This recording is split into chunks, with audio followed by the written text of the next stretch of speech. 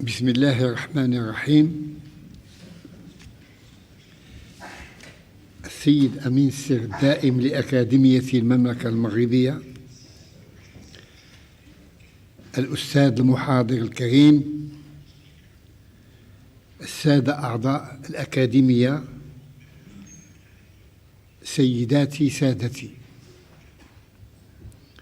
أود في البداية أن أرحب بالسيدات والسادة الذين لبوا دعوة الأكاديمية كعادتهم لحضور الأنشطة العلمية والثقافية والفنية التي ما فتئت تنظمها هذه الأكاديمية، والتي أصبح تجاوبكم معها خير مشجع على المضي قدما في هذا الاتجاه. وللتذكير، فإن أكاديمية المملكة المغربية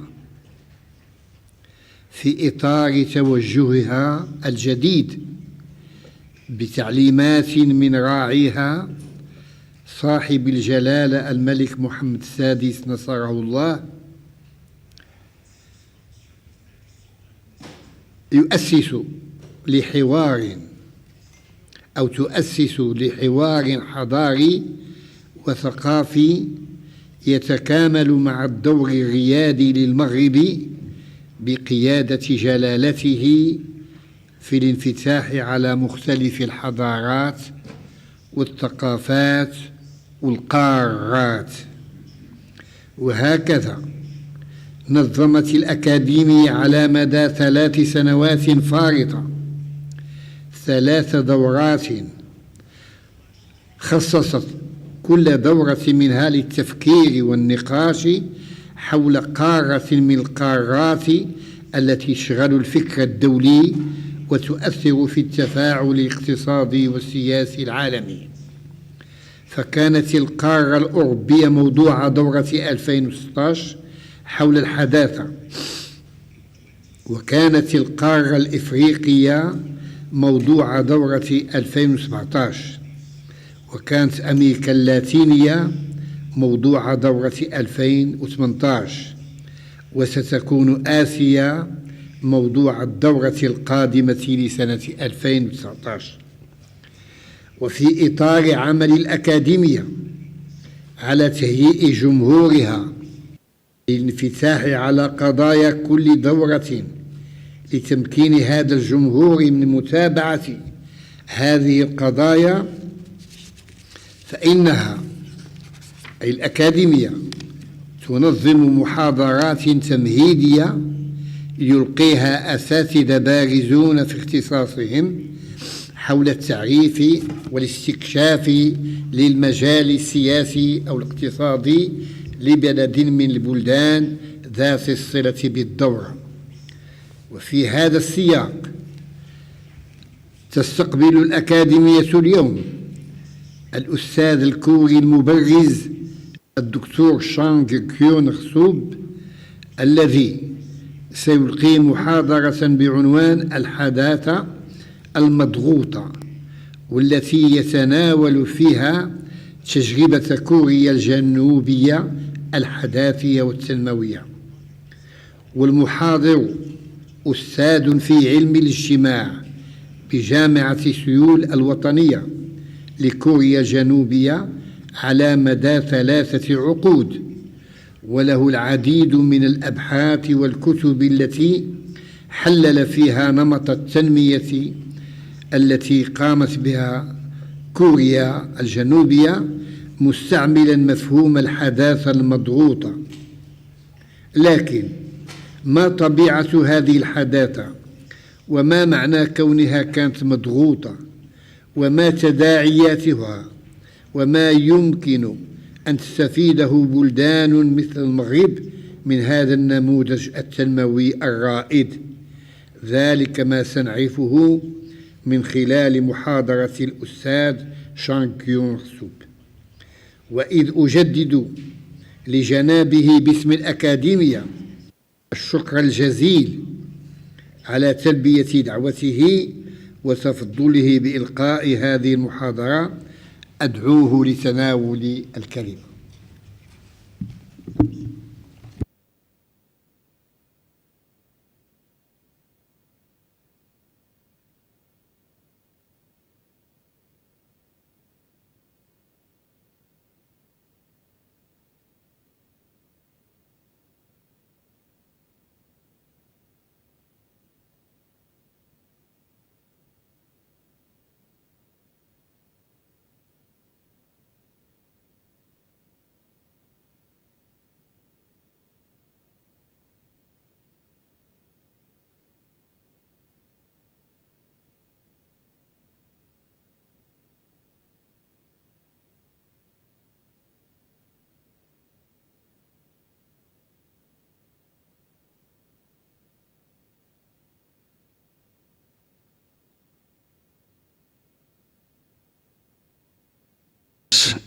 And also its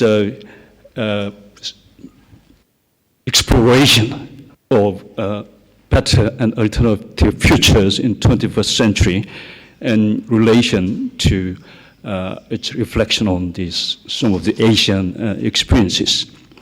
And as a scholar of Korean modernity and development, and this is not only actually an opportunity to present my own research and findings, but also this is a great learning experience to me, because I can think about what I have studied in respect to Korea and other East Asian countries in a broad, the comparative civilizational and political economic context. So let me emphasize that I'm already learning a lot, also relearning about Korea itself. Given the limit, this limited time of this lecture, maybe I will need several hours to finish up all the things I want to talk about, but I will do my best to focus on the Korean case in terms of both the achievements and also the prices which have been paid to in exchange for their achievements. And then let me. This is my lecture, and then. I just want to thank all this honorable opportunity to the Mr. Secretary and the Chancellor and all of you are here, and I am very keen to continue this kind of exchange and collaboration in the coming years. So let me start with the concept of compressed modernity, which I have coined in order to explain Korean modernity and development. Before that, actually, my talk is composed of these 5 parts. The first, I will explain briefly the concept of compressed modernity, and secondly, I will explain the historical contexts and aspects of the compressed modernity, and thirdly, the third part is my main focus. What are the systemic properties and risks of compressed modernity, and the fourth is the latest situation in South Korea in terms of post-compressed modern condition. And finally, I will wrap up my lecture in terms of brief speculation on Moroccan situation from the Korean perspective.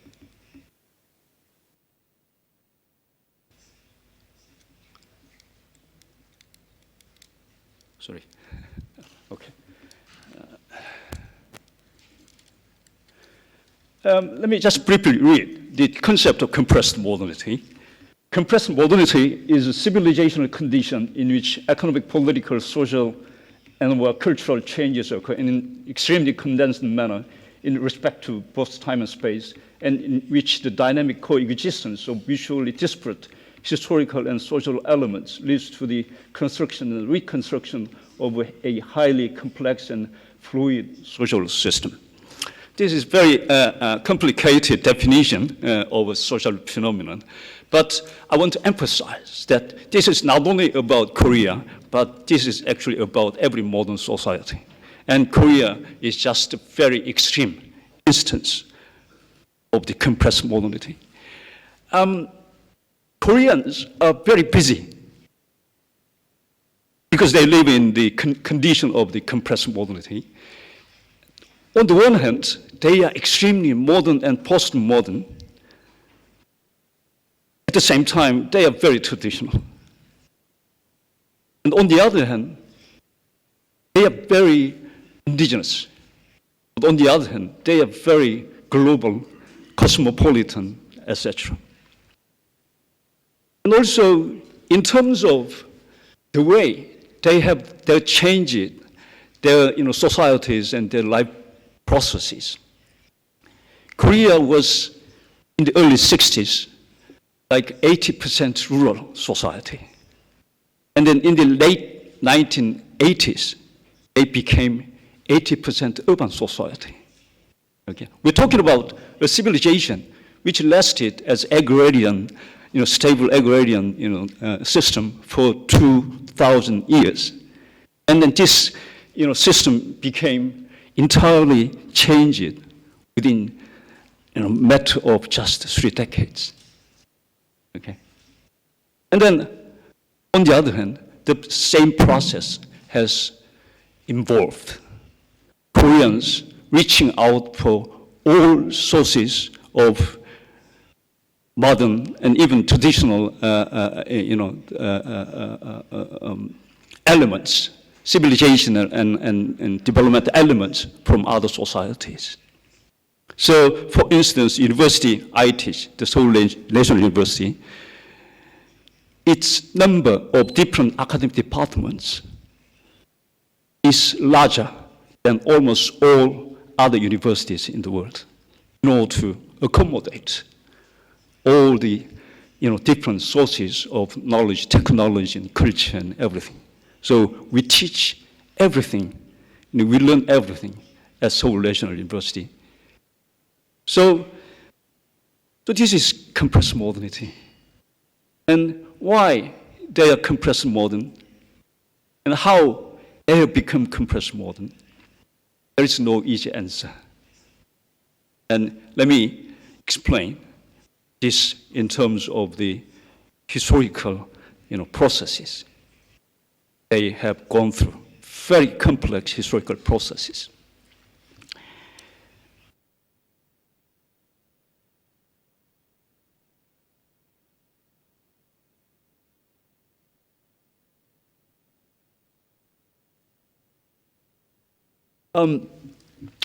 The Korea has been in existence in written history for at least 2,000 years, right? So to me, the biggest achievement of Korea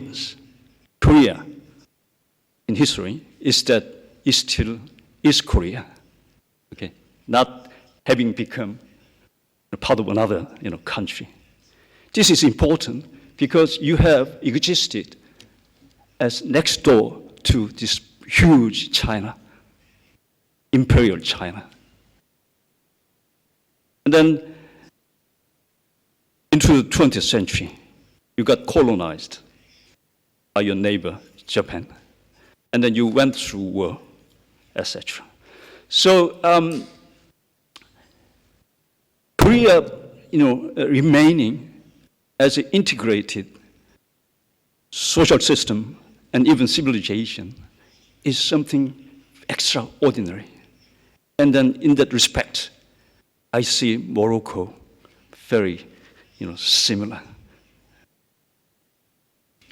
Now, let me, because this is lecture on these contemporary issues, let me just focus on what Korea has gone through, mostly in the 20th century. But just let me emphasize that before entering this modern era, Korea has the last dynastic state, which was established 1392, the Joseon dynasty. And this lasted 500 years. Okay. And it became slightly modernized, taking up some modern frame, but its reform was too late. So they became subordinated to Japanese influence, and then they became a kind of protectorate in 1905, and became part of Japan in 1910, and then they have been part of Japan, Japanese empire for 36 years until they got liberated in 1945 after 36 years of colonialism. So let me start with this. Korea has gone through all this historical processes, and what is remarkable about Korea and its people in this historical process is that they have ended up in each part of these historical challenges, making these historical challenges into the resources and opportunities for civilizational and economic rebirth, instead of being subjugated and being destroyed and leveled down to something less. So first, the colonial dialectical modernity is about Korea entered modernity thanks to Japan's invasion, ironic thing, right? And then Japan came as quite industrialized, modernized, capitalist empire, and that they wanted to use Korea as their economic backwater. Okay, so they want to use Korea's natural resources, and also they want to use Koreans as their subordinate elements of their capitalism. So Koreans became workers and agricultural suppliers for the Japanese capitalist system. But on the other hand, to Koreanize, this Japanese invasion was hugely disgraceful, because they used to consider Japan as some kind of civilizationally inferior, subject, as compared to this glorious, Confucian, systems in China and Korea, etc. So this Japanese invasion was, on the one hand, exploitative in economic terms, but also is emotionally very, very problematic. Yeah.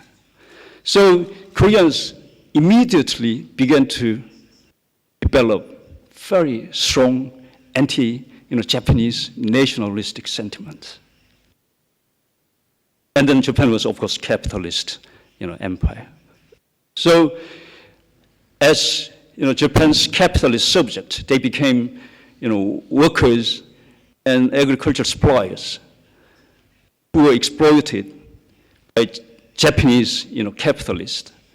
So this was the first modern consciousness they developed. This became the platform for the first modern consciousness they developed. So they became modern as exploited subjects under capitalism. So Koreans began to develop very strong nationalist proletarian consciousness during Japanese colonial era. And also it began to develop a sort of civil society consciousness, because the state is now Japan, and the whole entire Korean people became a sort of civil society. Okay? So during the Japanese colonial era, Koreans as a whole became a kind of civil society exploited by this capitalist state. So this departure, this political departure, and then the political consciousness which developed thereafter have lingering effect on to Korean minds, even today.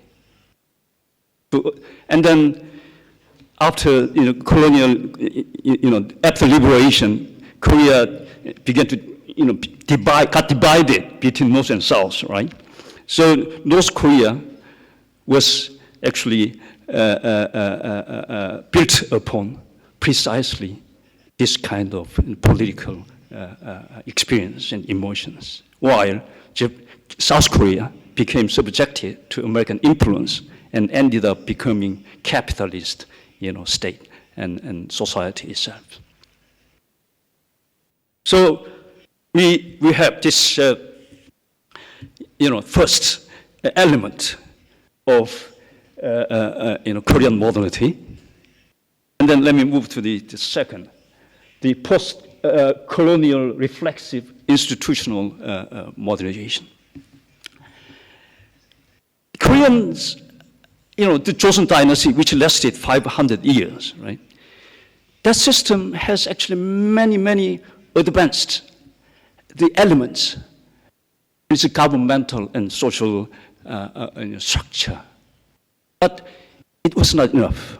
So they got subjected to this colonial invasion, and then when they got liberated, not precisely out of their own efforts to defeat Japan, but as an outcome of Japan's defeat to the United States. It's kind of, sudden situation that you needed to, think out the solution to survival. Okay? Not military survival. Japan's already defeated, but as a social system, you needed a solution because you cannot go back to the feudal, dynastic state, right? So obvious. You cannot survive depending on this old system, economically and militarily. So, but on the other hand, Americans came in 1946, and then they didn't waste any time in imposing their ideas and their systems onto Korean society and people. Okay, and then because of this, international, politics, this mighty Japan was defeated by the Americans. Okay, so it became an automatic answer. Okay, the world's most powerful civilization is the United States, and for us to survive, we have to emulate the world's most powerful civilization. That was kind of thinking they had. And on the other hand, you didn't have any choice because U.S. was practically a kind of semi-colonial, force. Okay, you wouldn't allow South Korea to, choose other options. So Koreans decided, and in fact, were actually ordered to emulate the American system, especially in terms of its institutional modernization. So Korea declared its formal independence in 1948. Okay, Korea became fully democratic republic in 1948. And in terms of its institutional configuration, Korea was all of a sudden one of the most advanced democracies in the world, including full suffrage for women. Okay. Korea used to be Confucian, state and society, and women were heavily, discriminated and everything. And all of a sudden, in 1948, Korea was declared to be a democratic republic, including full suffrage for women and full citizenship to everyone. Not because Korea went through any kind of social revolution, liberal social revolution, but because they got liberated by this, ultra-liberal, superpower. Okay, so and then they had to justify this conversion by, implicitly comparing the sports superiority of this system to their own past.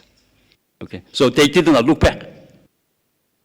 And the Koreans began to send their social scientists to the United States to learn about the American systems, etc., even now. And this is it's kind of institutionalist modernization, because you try to modernize primarily depending on the institutions learned from others, right?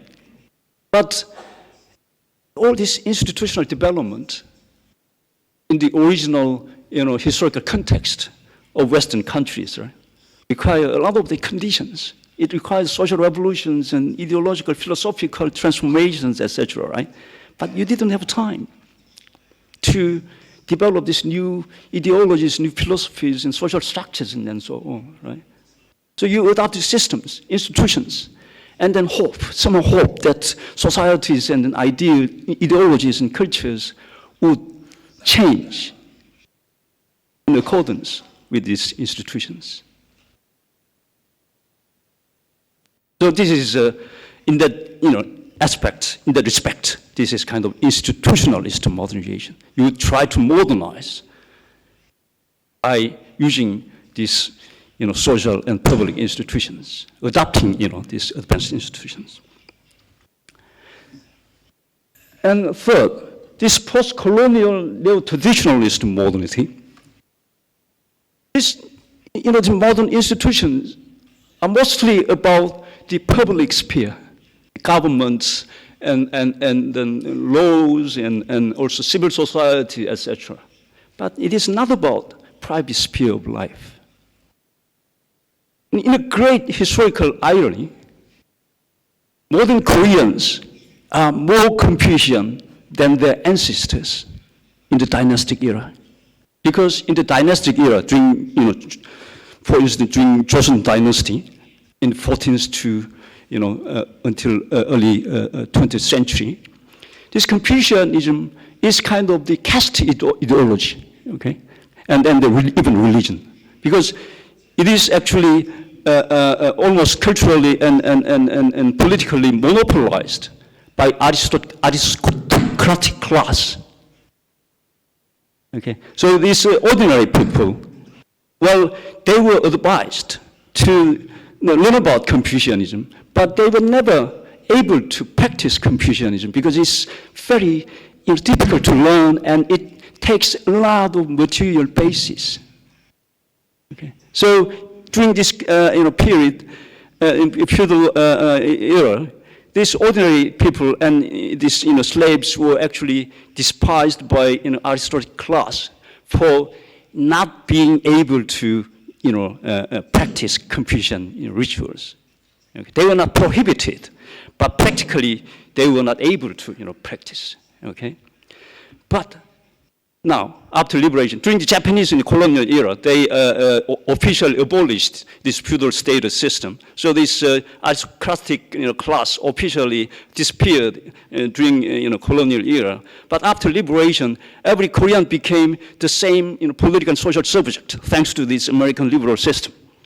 On the other hand, Americans insisted that Korea carry out this land reform, okay, in order to stabilize this socio-economic situation there. So Koreans became equalized, okay, in political and economic terms. And then these equalized Koreans wanted to get equalized culturally as well.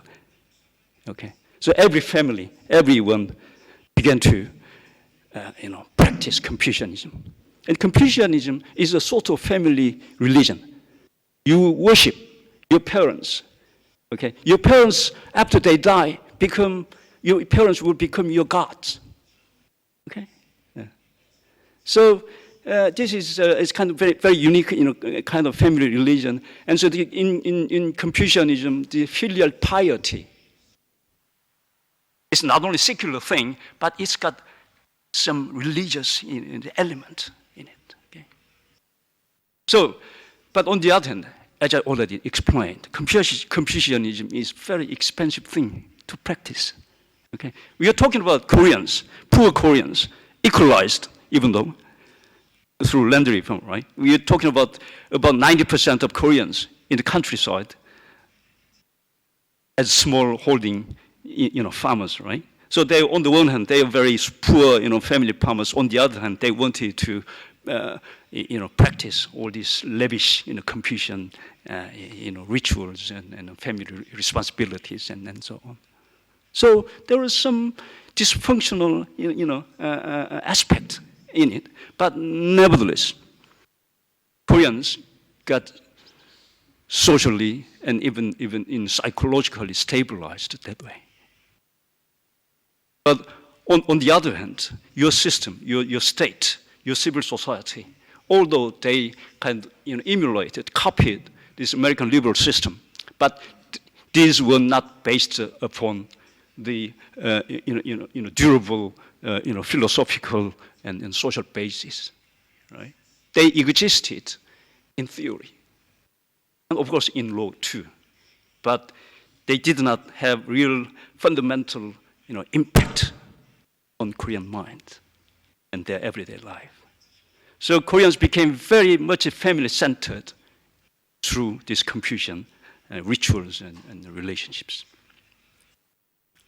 So this Confucianized, the Korean society is kind of neo-traditional society. Okay, it is not re-traditionalized society, but it's neo-traditional. Neo-traditionally modern society. Okay. Every Korean being Confucian is modern phenomenon. Okay, it is about their being equalized in cultural terms. And then the next one, the Cold War and free world modernity. And then North Korea, I cannot go into details about these historical mistakes and confrontations between the Soviet Union and the United States in late 40s and 50s. But anyhow, the North Korea was occupied by Soviet Union, and then there was some revolution there, and then North Korea became socialist, and they thought that South Korea became kind of colonized again by Americans, and they invaded South Korea. And so we had war between 1950 and 1953. It was the total war.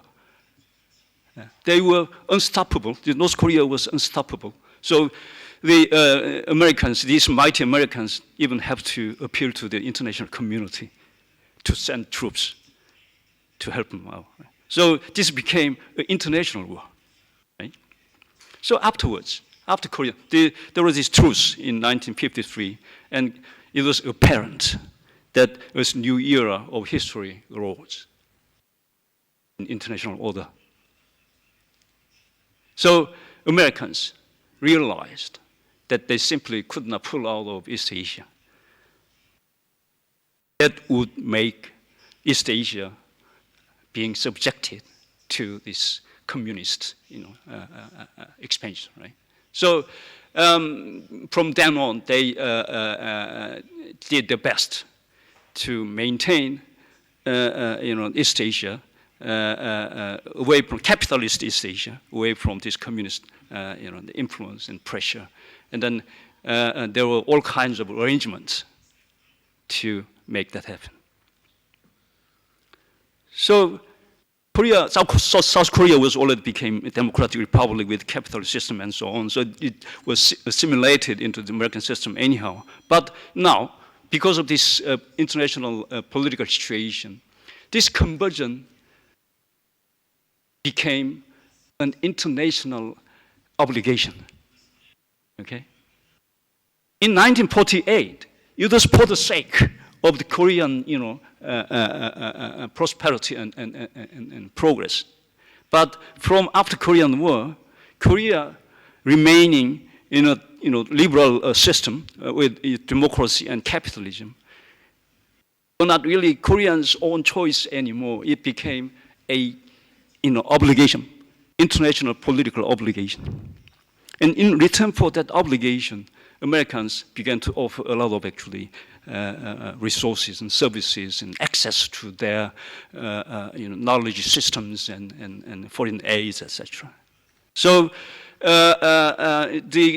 for instance, the foreign aid offered to Koreans through 2 decades period amounted to a sum larger than the total sum of foreign aids given to Latin America. Okay, South Korea alone received largest amount of American foreign aid than all of the Latin Americans received from the United States. So that much. And on the other hand, in my university, in social sciences college, we have about 70% of the professors with American PhDs. And then most of them did not pay their tuitions. I mean, it's not particularly about South Koreans being invited, offered a scholarship to study there. But it was obvious that there is a hidden accord between the government and universities. The South Koreans are kind of citizens of the United States in this situation of this Cold War. Okay. So on the other hand, when Koreans began to develop their economy and industrialize, try to develop their economy in terms of exporting a lot of these labor-intensive products and so on, Americans allowed the access to American markets. So, this kind of international, so Korea was practically a part of new, expanded unit of the modernity here. We can call it free world modernity. Okay, the headquarters was in Hawaii, the East-West Center. Many of you will be aware of this institution, right? But after this, detente and the demise of Cold War, the East-West Center at university, in Hawaii is going through the financial, difficulties because the American government is not willing to, give, a lot of money to this East-West Center anymore. Right? So that's another. And then the state capitalist modernity and national developmentalism is about. Well, until late 50s, Korea was ruled by a president. He's kind of authoritarian, but on the other hand, in terms of his policy orientations, he was basically liberal. He was basically abiding by this American model. But economic development did not, take place according to this model. Okay, so there were these economic difficulties and social instabilities and etc. And then people and also hated to be ruled by a president who is not performing well and economically, socially, but also who is actually messing up with political procedures. So there was a revolution in 1960, student revolution. So all of a sudden, Korea was under, democratic, supposedly democratic leadership and so on, in exchange for a lot of the social, confusion and instabilities. And the military stepped in 1961. So we saw this arrival of this famous, the president, Park Chung-hee, who ruled Korea until 1979. He is the national hero of what I call here state capitalism. The military is, the unique occupation. Okay, it deals with the interstate relationship, right? The military looks at the nation in terms of its survival, nation survival in international context. So it's no wonder that there are a lot of these nationalist, developmental regimes under, military leaders, right? Park Chung-hee was a very typical, person in that respect. And that to him, capitalism was not about individual, bourgeoisie, pursuing, social and economic freedom for, prosperity. But capitalism was about national survival. Okay? Korea was colonized by this capitalist Japan. Okay? So capitalism arrived in Korea basically as a collective experience, right? So within Korean context, and actually in the context of almost all post-colonial nations, capitalism was conceived as a very much collective political affair, right? So state capitalism, right? But on the other hand, institutionally speaking, their laws and the formal systems are all about this liberal, capitalism, right? But on the other hand, in practice, their capitalism was very much state-organized, state-driven, etc. The state, the president was chief bourgeoisie in the system, right? So now the capitalism is a state, goal and state ideology, etc., right? So now Koreans began to be told that their participation in this capitalist, development is their national duty. So Park Chung-hee ruled Korea, in the ideology and then in the system. So this capitalism, state capitalist modernity, is modernity. It's different from this Western liberal, experiences that capitalism is conceived as a collective national and nationalist, venture. And then let me move to this neoliberal economic globalism and cosmopolitan modernity. And then they succeeded in this state, directed economic development. And then a lot of, countries and people are eager to learn about this experience, etc. So, but on the other hand, in political, socially, there are these, problematic, dimensions, of course. But anyhow, Korean economy did develop. It was apparent by the late 80s that it was probably one of the industrialized, the economies, right?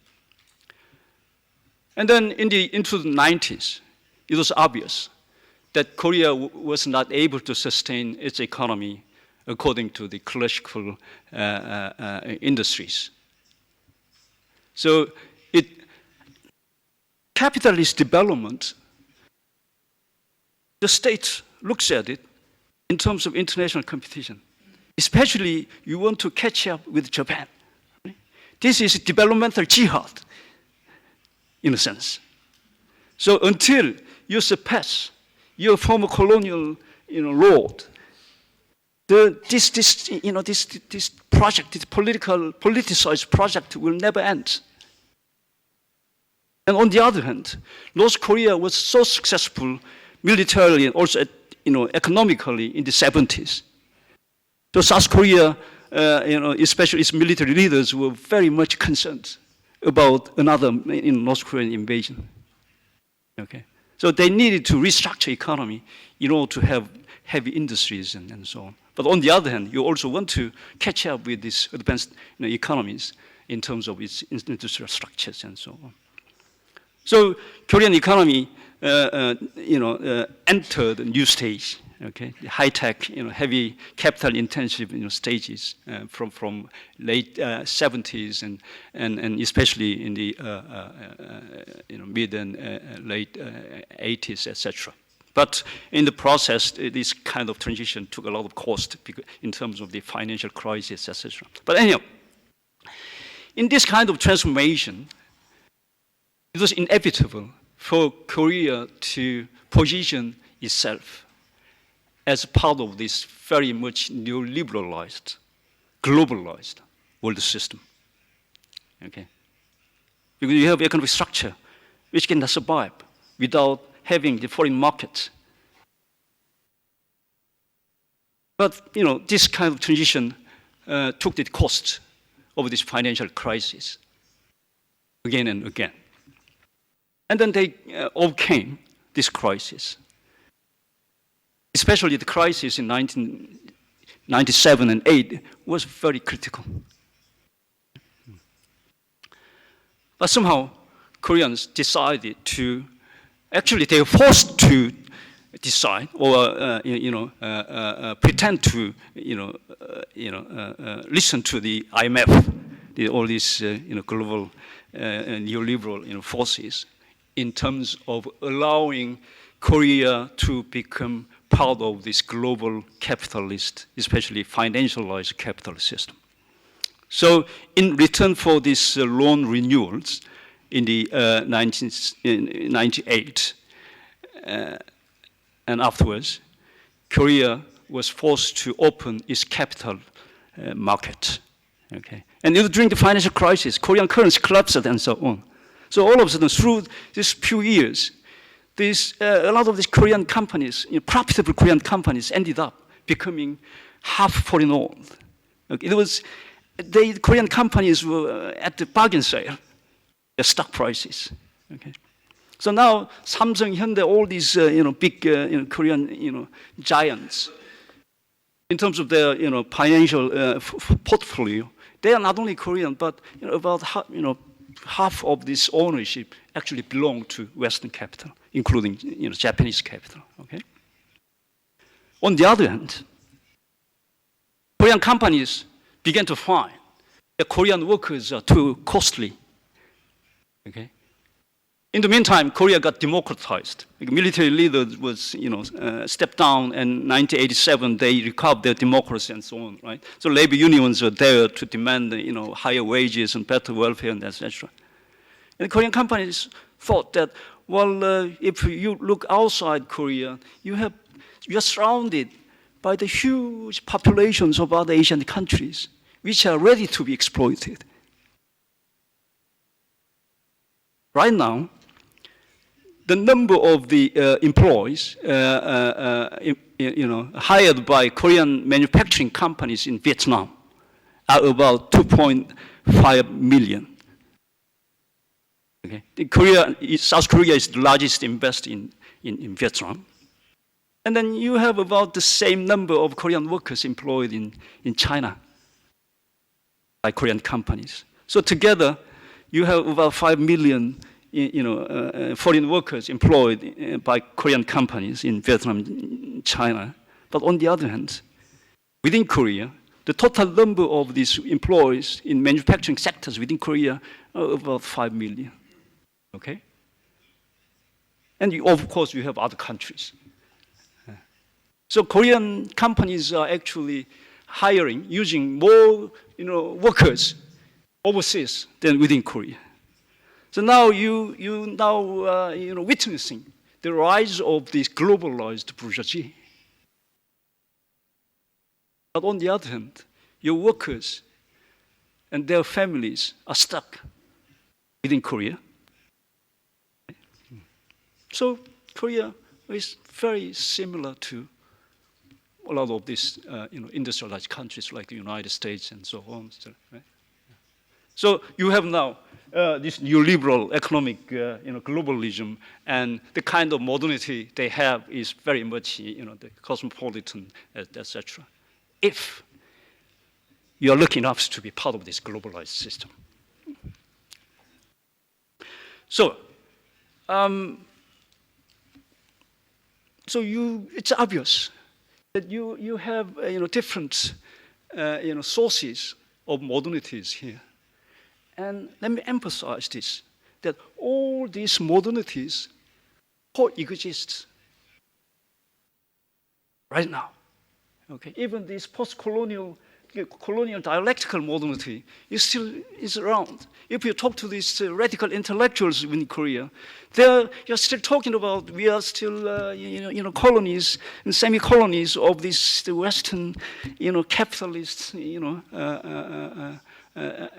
etc. Right? So they wield the hegemonic influence in this intellectual thinking, and then this sometimes involves their pro-North Korean stance, etc. So South Korea still has this national security law against this influence. Yeah. But on the other hand, it is very much globalized, kind of. So I can tell you that Korea's current, status is full of this historical achievement and also historical convergence and historical accidents and crises and so on. And all these events and processes have ended up becoming the sources of Korean modernity. This is important. I can think that South Korea is kind of the ball, okay, very strong, durable ball, okay. It can contain a lot of things here. This is a nation, right? I look at Morocco very much in the same way. It's a ball, civilizational and political economic ball to contain, incorporate all these historical stresses and turbulations and encroachments and etc. And still are able to turn these otherwise, unfortunate, sources, influences into to your own, developmental and civilizational, benefits. And then let me move to.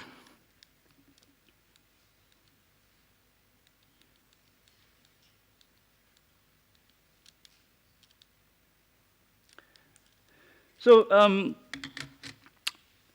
Korea, I see it as kind of multiplex theater society. Okay? Because different people, different groups of people will embody different kinds of modernities. Okay? So different generations, different genders, and different occupations, and etc. will have different compositions of their modernities. So let me show you here some of the photos I have prepared. This is about the civil uprising against Japan in 1999. And this year is 2019, right? This is 100 years of this uprising. So this was first Korean civil society struggle against its colonial states. And this is labor's general strike in Wonsan against Japanese capital, okay? 1929. It's modern, right? Modern proletarian consciousness and struggles there.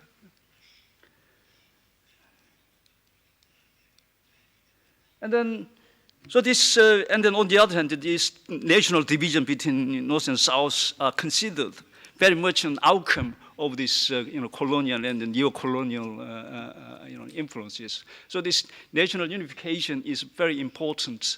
This, element, manifestation of this colonial dialectical modernity. It's a Korean peninsula flag. When two Koreas, being friendly to each other, they will use this flag. And this, during Olympics, North Koreans came down, right? So until two Koreas are united, they will remain colonial dialectically modern, right? They think that they still have the homework to be done. And then this is the freeway, interstate, freeway. As I told you, Korean urbanization was so rapid, right? It took just about 3 decades for the society about 80% urban, rural became 80% urban, right? And on the other hand, everyone became confusion. So every urban family has to visit their elderly parents in the countryside. Not everyone, but a lot of them, right? So they are all doing festivals. Okay. So maybe the proportion of people on this kind of traffic jam will be the highest in Korea than any other societies because of this history. And this is the worshiping your ancestors lavishly. Okay, everyone. In the dynastic era, it was aristocratic people, but now every Korean family. Yeah. And this is the worshiping your dead ancestors with lavish food. And this is, but not every family used to be aristocratic and Confucian, right? So some of these descendants of the originally aristocratic families are very angry. Because even now, the people belonging to these commoners and slaves in ancestral lineages are doing the same, right? So they try to show off kind of a difference by practicing the real orthodox rituals here. Yeah. And then this is about the institutional modernization. And in Korean, education is very much about institutional learning about Western institutions, right? This cramming thing and etc. So this is basically memorizing about the foreign experiences. So this institutionalist modernization has impact on the educational system. It's in Seoul National University. It looks like a military barrack here, right? In order to accommodate as many different departments as possible. Legacy of the institutionalist modernization. And then the American army is still in Korea, and they still think they are still, a semi-colony of the, U.S. And so these young generations are very much, unhappy about this situation. But if you talk to the elderly generation, right, they think that they have survived this difficulty thanks to American, help and aid and everything, right? So we have the same scare, full of, filled with these anti-American demonstrators and pro-American demonstrators at the same time. Donald Trump there. And then this is about the National Day of Export during Park Chung-hee period. So the Koreans needed foreign currency, right, for industrialization, as export was very important. So there were these national rituals which reflect, which show people that we are doing fine in terms of, And then Park Chung-hee's daughter became president in 2012, okay? His daughter was doing the same. Although now in the democratic era and as a global era and so on, it's still the ideology of state capitalism is still around. A new president who became president in 2017 is doing the same. So this state capitalist ideology is the very ruling ideology. But on the other hand, institutionally speaking, it is very much liberal system, right? And then you have politicians who try to evoke that you can become another Park Chung-hee, okay? And then develop economy even further, etc. So they mimic Park Chung-hee in elections, etc. So history repeats. 747 is about Korean economy is developing at 7% per annum and $40,000 and sevens were most powerful economies, and this was in election pledges. by this Lee Myung-bak, who became the president in 2007. So they play politics in terms of this developmental nostalgia. And then they went through this financial crisis. And then you have this Samsung, the largest industrial complex in the country, in the nation of Vietnam. Okay. So these Korean investors actually account for a bigger component of Vietnamese economy than actually Vietnam's own, industrial assets. And then you have the cultural globalization. BTS, you know the BTS, right? These young people are crazy about the BTS. And then you have the marriage globalization. Okay, because you have a lot of people who cannot marry Korean women. A lot of the men, especially in the countryside, right? Because they are left behind. So you have to marry these foreign women. So there's marriage globalization, etc. So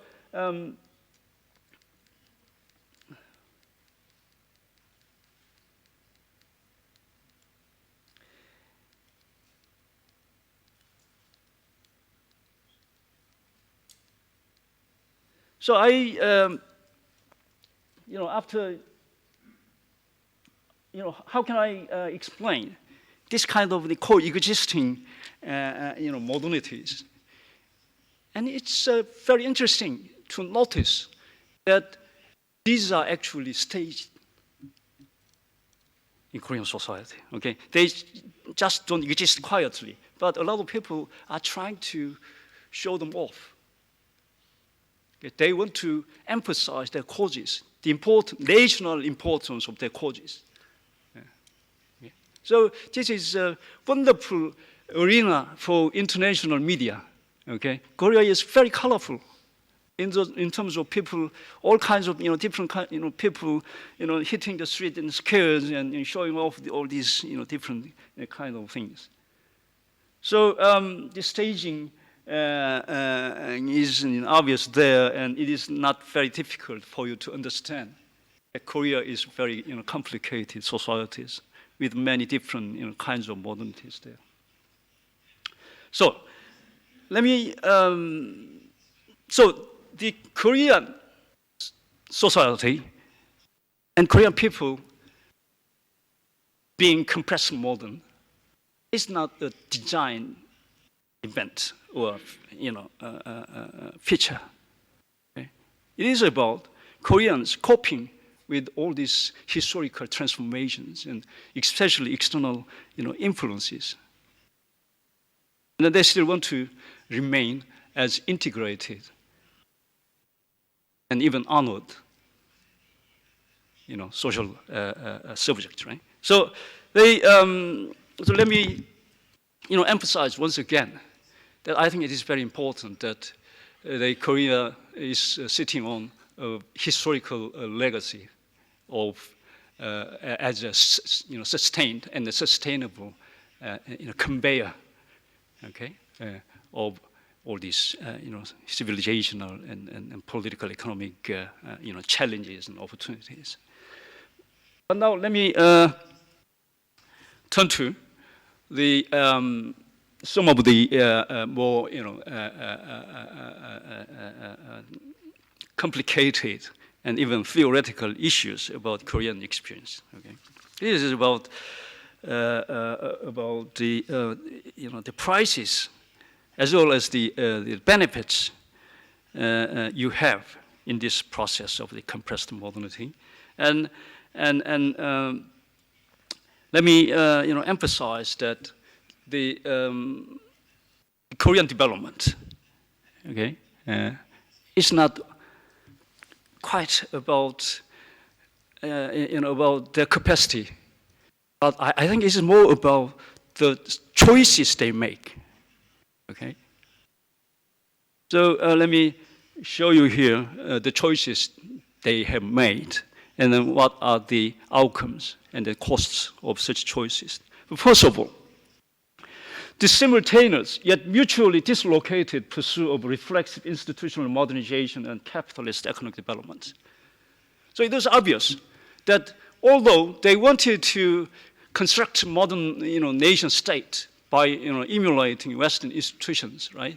But you're borrowing Western institutions at a time. These Western institutions you're borrowing are actually newest, latest versions, right? So these will take a lot of conditions to operate. Democracy, for instance, right? Well, you declare that my country, this country is a democratic republic. Is that enough? And then we are market economy. You can declare that, and then you can declare it in your constitution, right? But you have market, you have industry to operate there, right? So the institutional adoption, institutional modernization is one thing. And on the other hand, your economy had to develop with different, other ways. And then state capitalism was brought in, right? The state-directed economy system, capitalist economic system. And it was all about the government organizing economic activities and subsidizing certain industries and etc. Right? This is all against this kind of liberal economic principles, which are now demanded by the WTO system, etc. Right? Yeah. So you have these dualities. You can adopt Western institutions of the best, capitalist, the societies, but you're adopting these institutions from the time these institutions actually exist, thanks to the many, many years of economic development and the social and political, cultural, reformations, etc. Right? But these conditions Koreans didn't have. So you have this institutional, configuration, nice, but it's got a lot of instabilities. On the other hand, you have economic development to pursue in different ways. State capitalism, led by military, etc.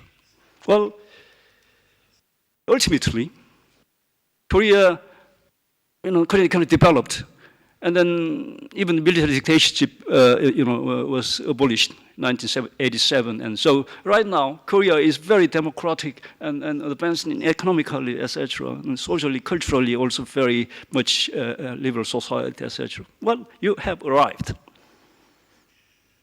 but not in the way that the relationship between politics and law and economy and society have been operating in the Western context. You need entirely new, different social sciences to understand this process. Okay?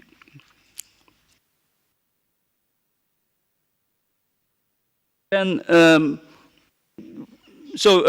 this is kind of the confusion, the inconsistencies, even contradictions. Okay, were there. Secondly, the transformative contributory rights is about the regime of citizenship in Korea. I briefly mentioned, developmental jihad. The state wanted to catch up with Japan and other, advanced countries. It is kind of jihad, right? So,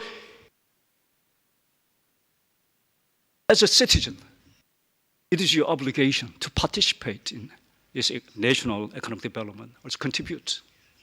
So you have other, projects, right? Development modernization. So these are, goals are mostly state-driven and also mostly collective. Okay?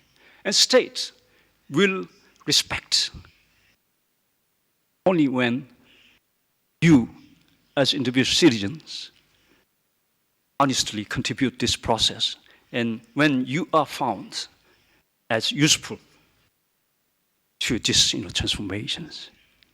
Okay? Well, that way you can mobilize people to be part of these transformations. But on the other hand, what if you don't have resources to contribute? Not to mention that you are socialist. Well, I don't really like to become part of this capitalist, economy, right? That's fine. It's kind of high intellectual issue. But a lot of people are not really well educated, for instance. And they don't have human capital, and they don't have money to invest in industries, and then you are handicapped, and etc. Right? So this transformative contributory rights is kind of the regime of the actually existing regime of citizenship in Korea. But on the other hand, you have transformative victims. Okay, all these transformations will, for instance, industrialization systematically sacrifice the peasants, farmers, for instance, right? So you have all these transformations not only created people, the active participants and beneficiaries of transformations, but also the systematic actually, sacrifices, to this kind of people. So the Korean society have piled up, accumulated, okay, different groups of these transformative victims up until now. Okay. Thirdly, productive maximization and reproductive meltdown is about Korean society putting all their resources and energies and even time to develop their economy, primarily. For instance, Koreans work more than 2,000 hours. Okay. Even after work, actually, they end up drinking with others in social drinking with the buyers and etc. Right? So, Korean housewives all the time complain because their husband's not coming home.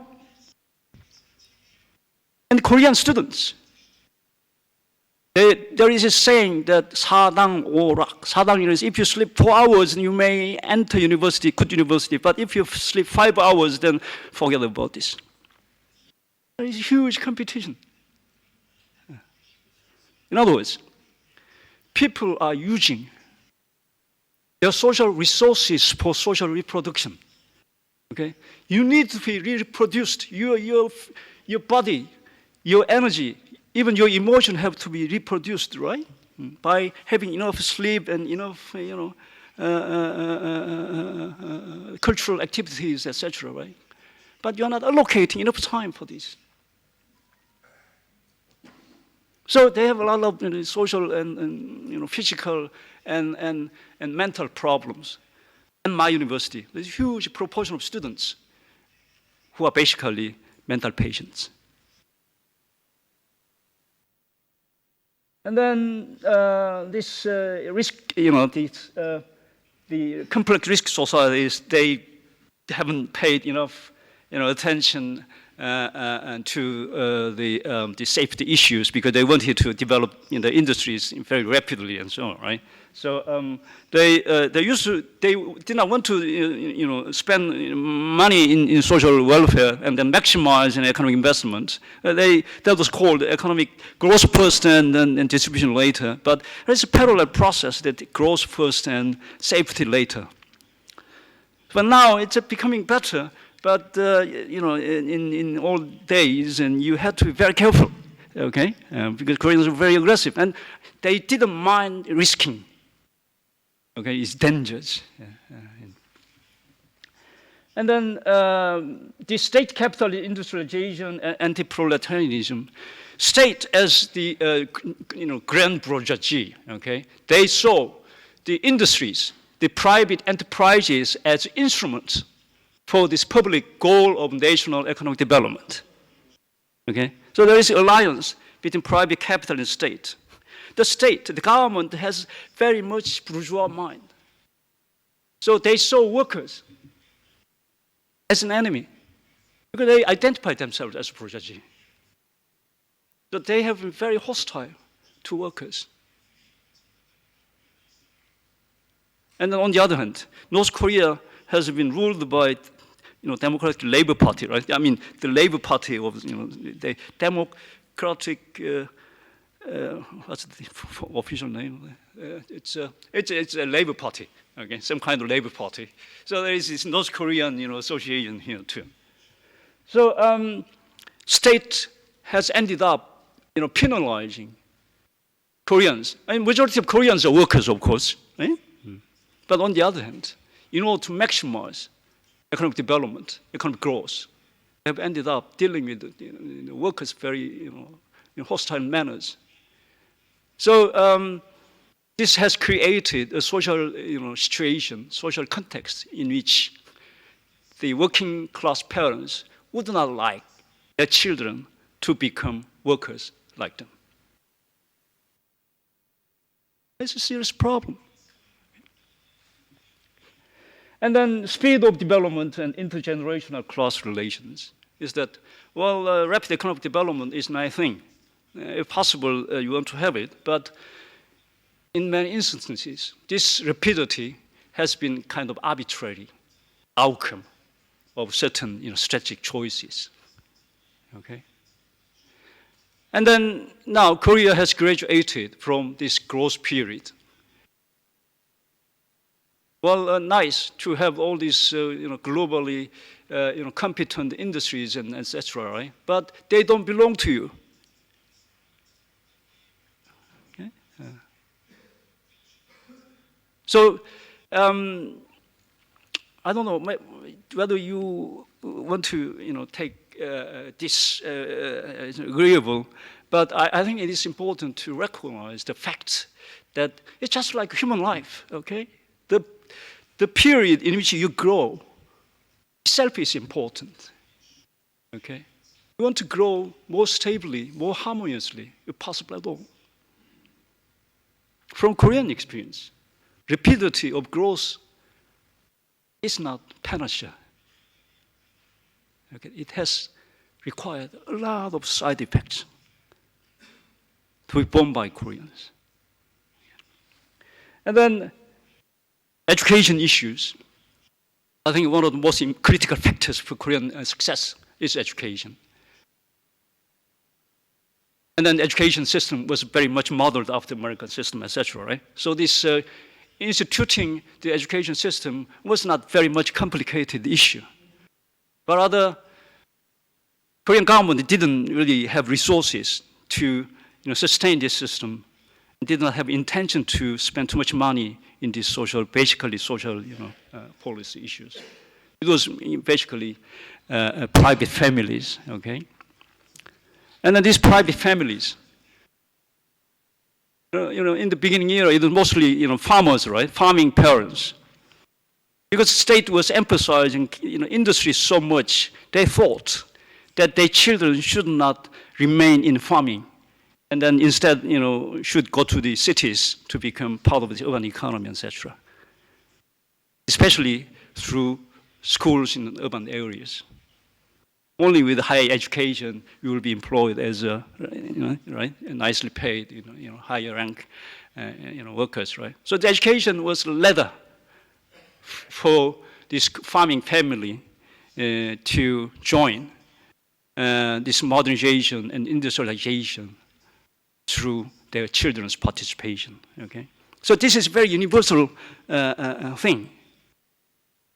And then they did, pay this education, public education, and then they ended up. Korea has ended up becoming a nation in which the average level of educational credential is the highest. Okay, about 90% of high school graduates go to colleges. By far, the world highest. And then this is also America related. Some years ago, Seoul National University, my university, their graduates accounted for second largest number of the PhDs from American universities. Okay, so Seoul SNU graduate with American PhDs in certain year was actually larger than all American universities except just one, which is University of California, Berkeley. Okay. So we are talking about this educational, process all the way up to these American, institutions for higher learning. Very costly. But not every family can afford to, pay for this much education, right? On the other hand, now the economic system is such that students with college graduate degrees are not compensated for such educational investment anymore. Okay, it's just personal satisfaction now to too many people.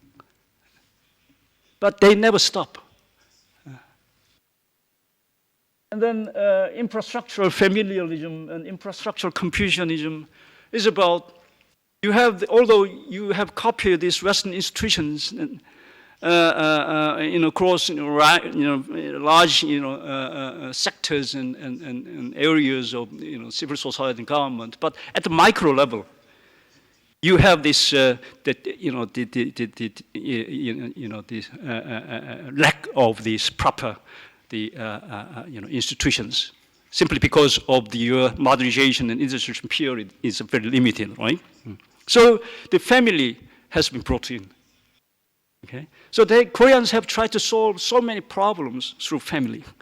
So I would call it kind of infrastructural familialism. Family is a kind of infrastructure to solve a lot of problems from below. And also, state wanted to solve a lot of problems through family. For instance, they did not want to spend enough money in social welfare. Okay, so they wanted to private families to take care of their old parents and etc. So family is overburdened. Now, young generation is so afraid that they cannot really, form and sustain a family which with so much, private and public obligations. Okay. So we have this marriage crisis, and this marriage crisis has led to the fertility crisis. Korean total fertility rate last year was like 0.98, which is the world lowest.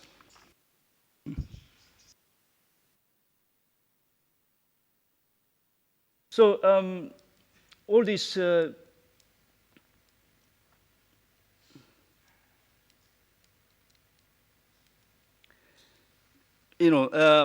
there are these mechanisms and choices Koreans, have had in achieving such rapid economic development and social and other transformations, right? But none of them have been without their social costs. So let me turn to the next section.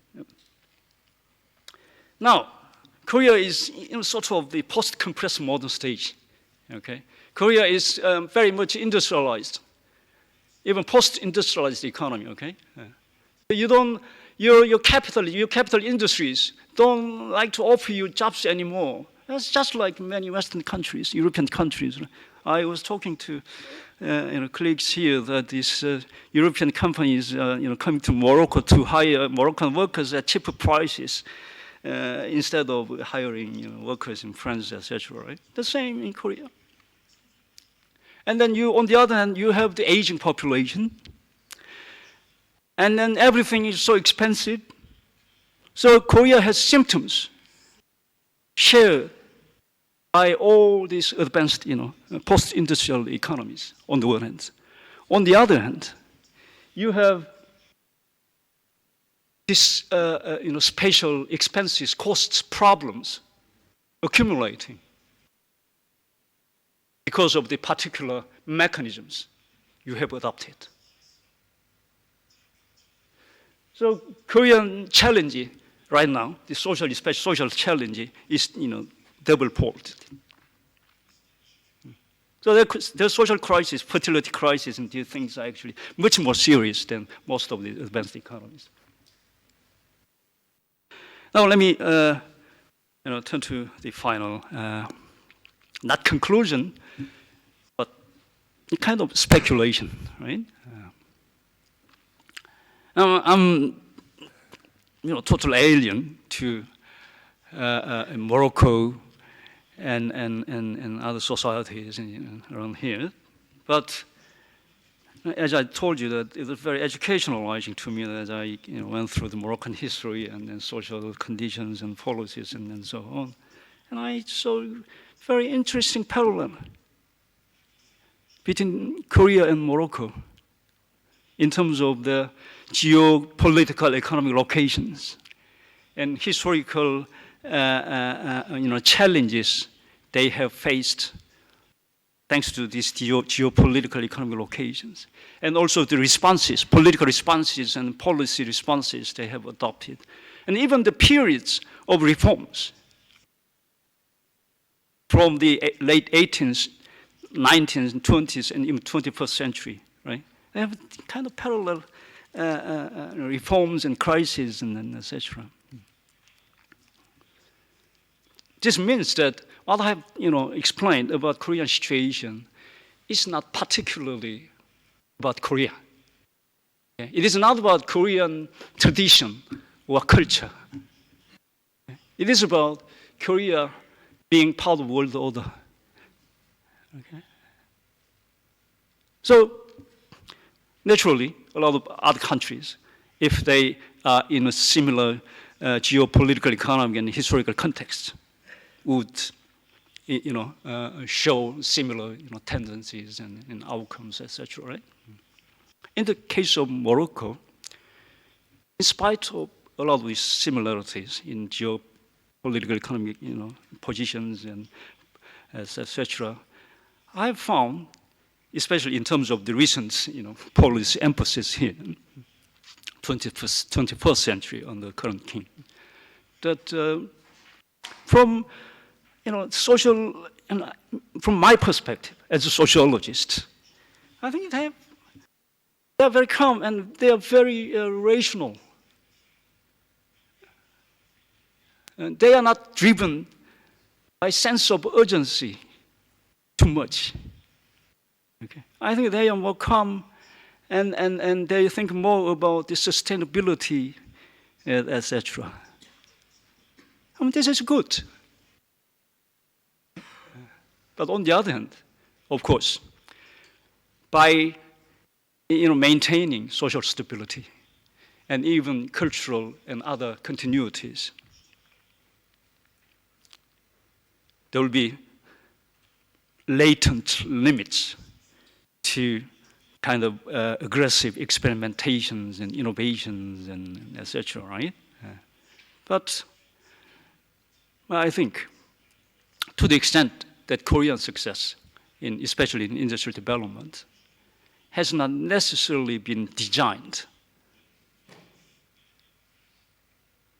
their lesson for other countries is limited. But on the other hand, as I emphasize again and again, a lot of responses they have made are actually to the conditions, geopolitical, economic, and other conditions shared by a lot of other countries. So they certainly can look at Korean experience as possible references, right? But on the other hand, let me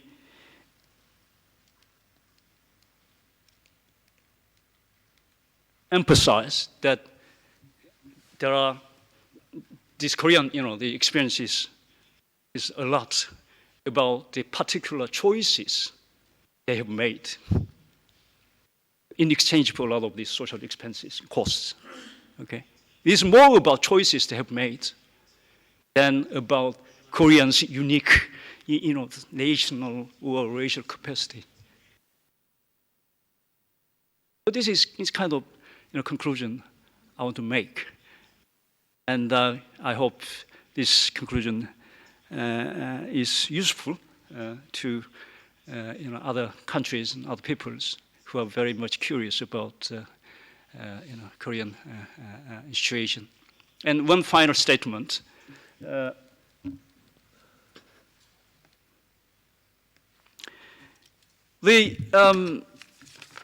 kind of things I have explained today are not really part of regular social sciences in Korea. Okay? Yeah. Korean social sciences are very much about the changing Korean societies. They offer manuals. Okay? So if you're curious about Korean situations, it's better to watch Korean cinemas and dramas and read novels, etc. They have made much better use of these Korean experiences than academic social sciences. So I am very actually angry at the fact that all this, I mean, it's not only personal, your personal life is so, exciting, right? In this compressed modernity, it's about your life is containing all these, right, contradictions and, and challenges, opportunities, and achievements, etc., right? So society is the same.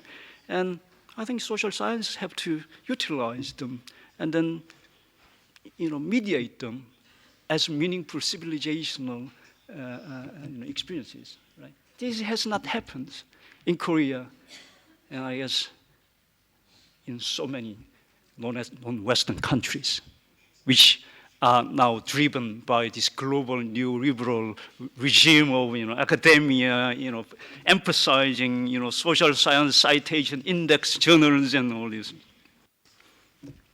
So that's my final comment. Thank you very much.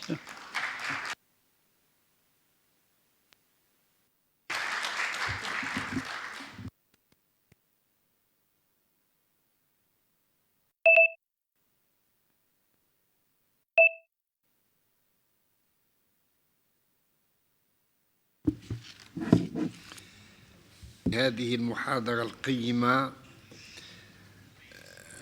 عن تجربة كوريا للحداثة المضغوطة